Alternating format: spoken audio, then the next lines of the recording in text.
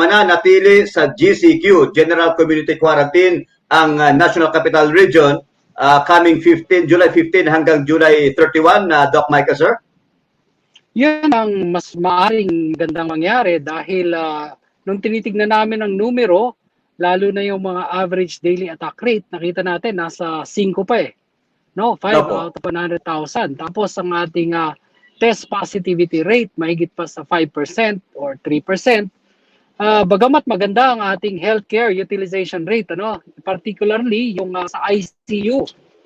Ito kasi makikita natin, simula nung nagka-surge noon, ay nasa mga 700, 800 ang ating ICU. Pero ngayon, umabot na ng 1,300 sa National Capital Region. Kaya naman sa National Capital Region, mapapansin natin yung percentage ng nagagamit na ICU ay mas mababa.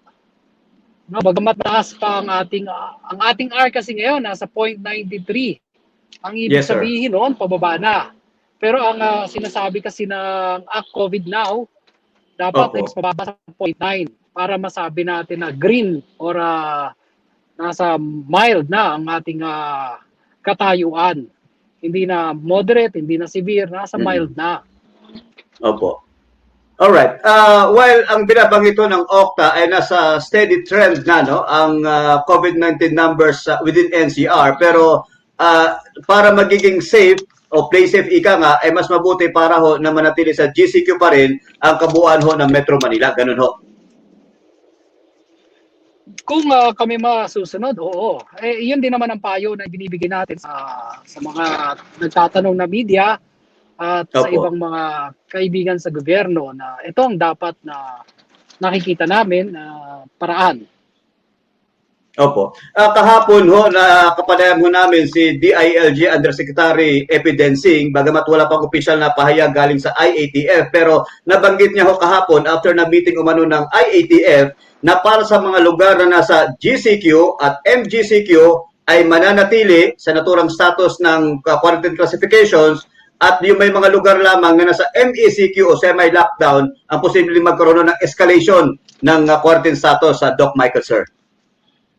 Mabuti naman at gano'n. Pero on our part, hindi ko kayang magbigay ng opinion na yun nga yung nangyari sa meeting nila dahil hindi po kami kasama sa meeting.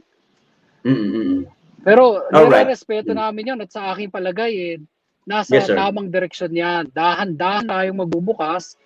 At testingin din natin, lalo na itong nangyari na meron tayo mga 5 years old and above na pwede nang sa mga open area.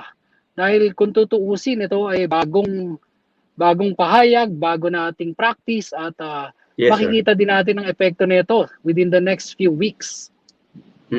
Bagamat ito, suportado namin dahil alam mo, dun sa akin mismong pag-aaral kasama ang isang psychiatrist ng UPPGH, nakita namin na ang depression symptoms at saka anxiety symptoms ng mga university students tumaas. Hindi lang to sa UPPGH, hindi lang sa UP, kundi mga university sa ating buong bansa na nakilahok sa survey kung saan 200 ang nakisali sa pagsagot.